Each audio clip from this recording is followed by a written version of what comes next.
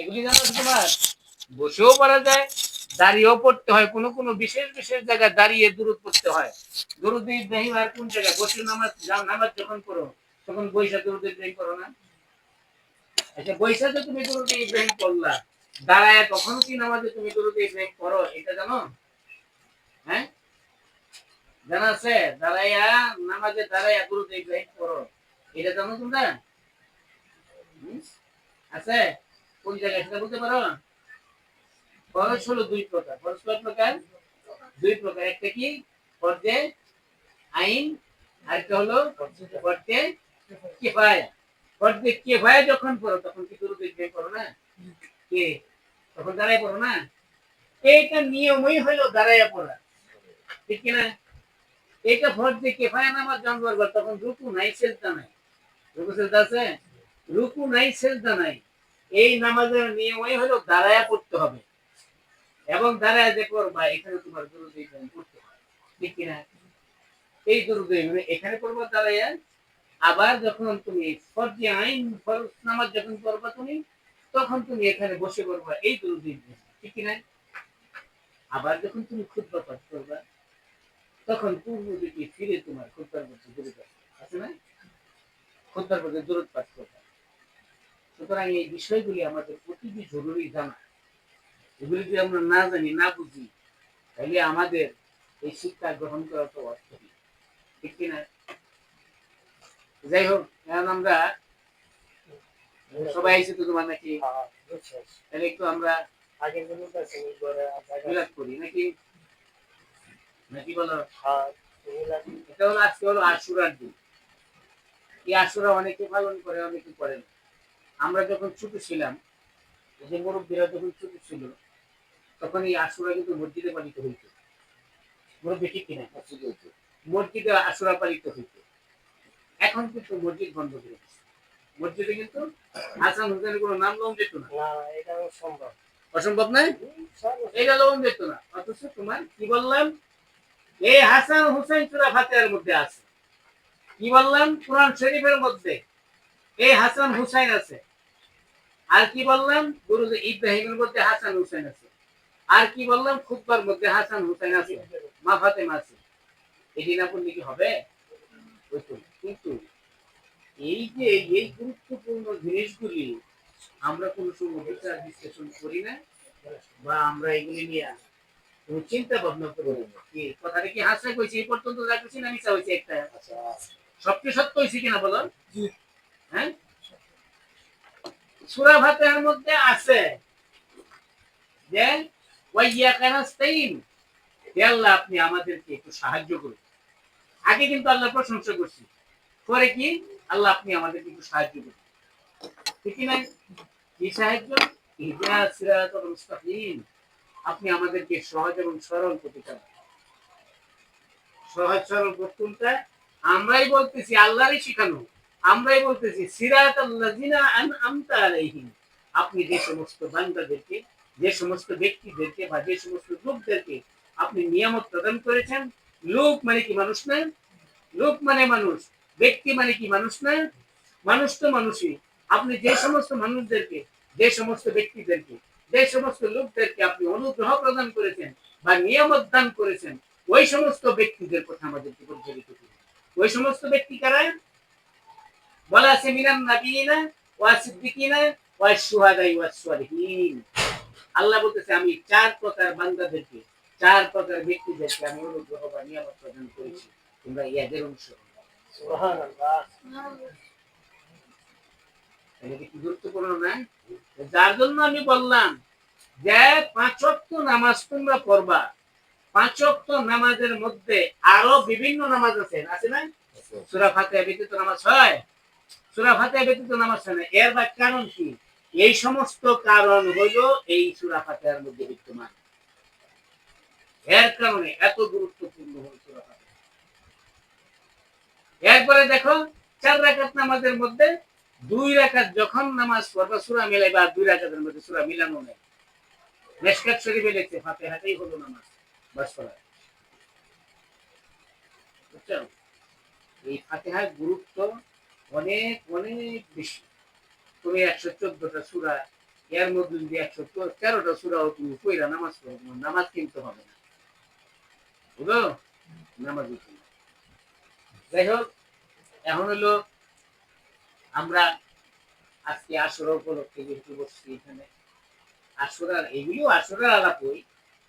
যেমন মনে করো এই আশুরার দিনে শুধু যে হুসাইনের শাহাদত বরণ করছে এটাই না, এই আশুরার দিন অনেক মর্যাদা সম্পন্ন দিন।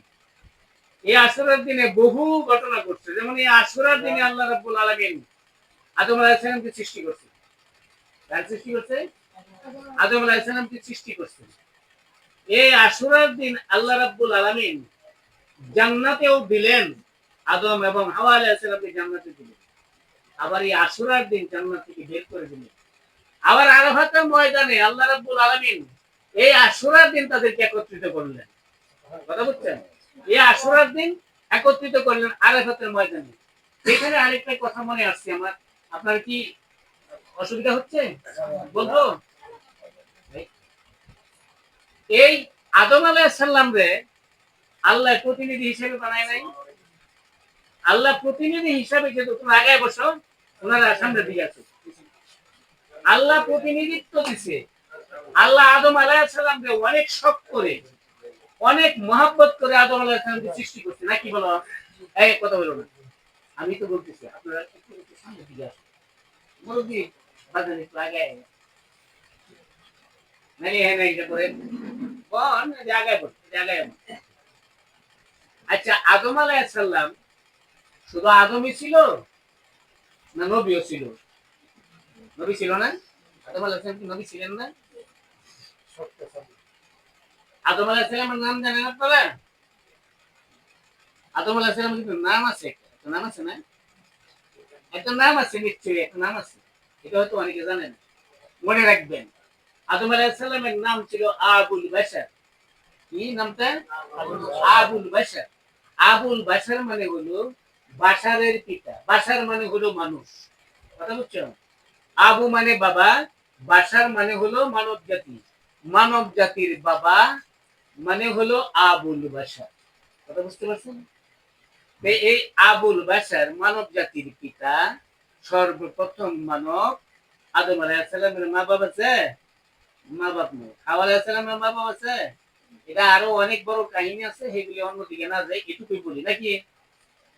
আদম আলাইহিস সালাম কে যখন বানায়া জান্নাতে রাখলেন, আল্লাহ বেহেশতে রাখলেন না? আদম আর হাওয়ারে বেহেশতে রাখলেন না? বেহেশতে যখন রাখলেন, আদম আলাইহিস সালাম এবং হাওয়া আলাইহিস সালামকে একটা গাছের ফল খেতে নিষেধ করছে, ঠিক কিনা?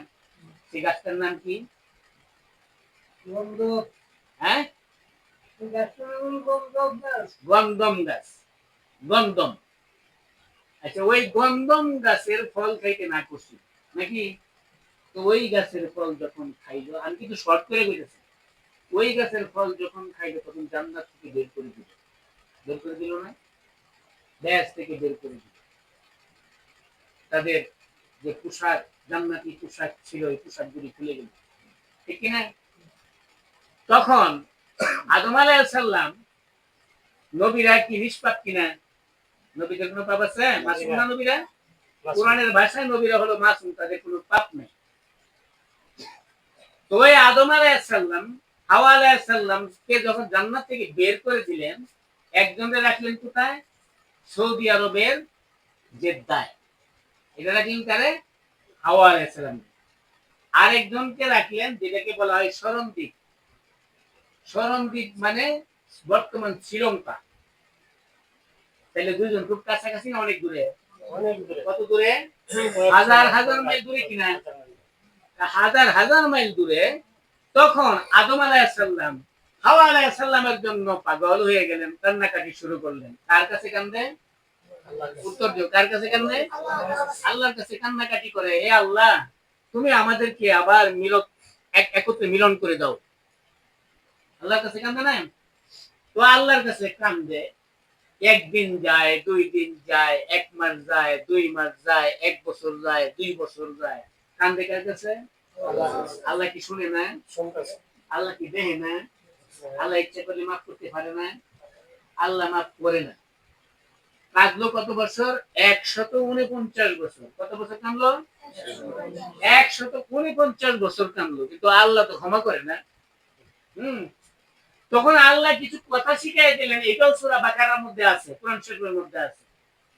আল্লাহ কিছু কথা শিখাই দিলেন এবং বললেন, হে আদম, তুমি যতই কান্নাকাটি করো, আমার বন্ধু নবী মুহাম্মদ রাসূলুল্লাহ সাল্লাল্লাহু আলাইহি ওয়াসাল্লাম কে যতক্ষণ পর্যন্ত তুমি উপলক্ষ না করবা, উসিলা না করবা, ততক্ষণ পর্যন্ত তুমি মুক্তি পাবে না।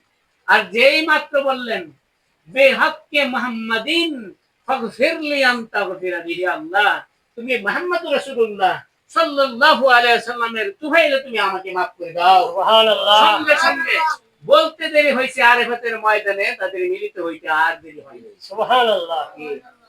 এটা কত গুরুত্বপূর্ণ।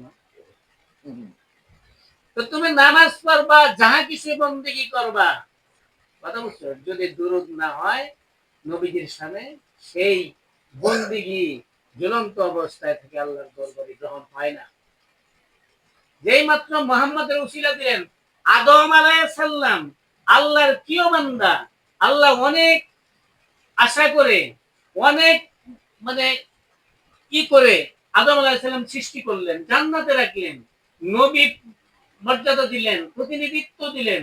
এত কিছু দেওয়ার পরেও আল্লাহর দরবারে যখন 349 বছর পর্যন্ত, আমি আগে বলছিলাম 149, না না 349 বছর পর্যন্ত যখন আল্লাহর দরবারে কাঁদাকাটি করে, কিন্তু আল্লাহ মাফ করে না। আল্লাহ দেখেও শুনেও সব জানেও, জানার পরেও আল্লাহ মাফ করে না। যেই মাত্র বললেন বিহাক্কে মুহাম্মাদিন ফাগফিরলি আনতা গফিরালি, হে আল্লাহ, এটা তাফসীরে রুহুল বায়ানের মধ্যে লেখা আছে, আল্লাহ তুমি মুহাম্মদ সাল্লাল্লাহু আলাইহি ওয়াসাল্লামের তুফাইলে আমাকে ক্ষমা করে দাও, সঙ্গে সঙ্গে ক্ষমা করে দাও। সুবহানাল্লাহ। এইবার যদি আদম আলাইহিস সালামের যদি ক্ষমা পাইতে গিয়া মুহাম্মদ সাল্লাল্লাহু আলাইহি ওয়াসাল্লামকে ওসিলা করতে হয়, আমাদের কি করতে হবে?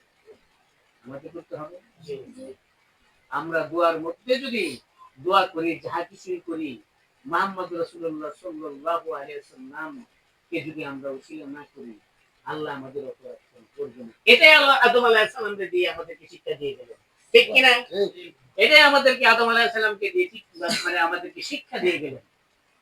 এবং এই আশুরার দিনে নূহ আলাইহিস সালামের কিস্তি, নূহ আলাইহিস সালাম কিস্তি বানাইছিল না? তো এখন আরেকটা কথা মনে পড়ছে, বর্তমানে মানুষ বলে খুব শিক্ষিত। নবীজির হাদিসে আছে যে ইল উঠে যাবে। ইল মানে কি? জ্ঞান। ইল মানে কি? জ্ঞান। নবী করিম সাল্লাল্লাহু আলাইহি ওয়াসাল্লাম বলছে যে ইল উঠে যাবে, মূর্খতা বৃদ্ধি পাবে। এই কথাটা নবী বলে নাই? হাদিসের মধ্যে বলে নাই?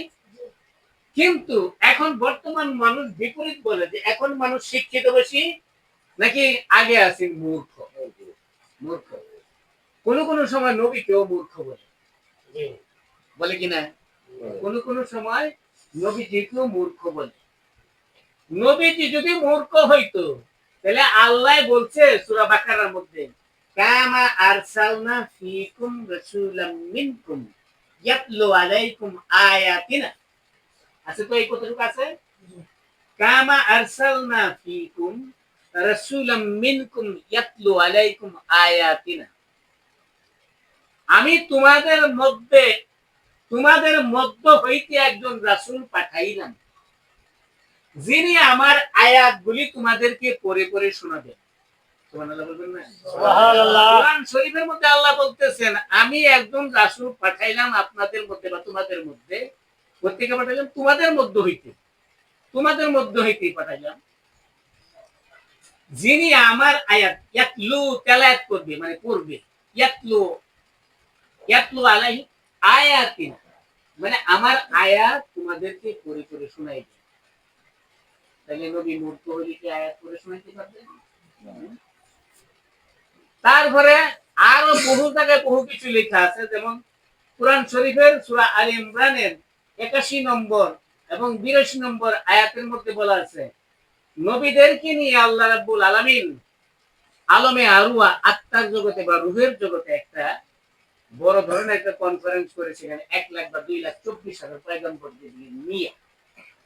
ওইখানে বলছিলেন, সমস্ত নবীদেরকে বলছিলেন আমি তোমাদেরকে যে কিতাব দিয়া, নবীদেরকে কিতাব দিয়া পাঠাই নাই, আমি যে তোমাদেরকে কিতাব দিয়া এবং হিকমত মানে ইলম, ইলমে লাদুন্নি এইগুলি দিয়া যখন দুনিয়া তোমাদেরকে পাঠাবো, অতঃপর কিন্তু তোমাদের ওই যে কিতাব দিলাম এবং হিকমত দিলাম এগুলি সত্যায়ন করার জন্য আমার রসুল মুহাম্মদুর রাসূলুল্লাহ সাল্লাল্লাহু আলাইহি ওয়াসাল্লাম এই ভূপৃষ্ঠে আগমন করবেন।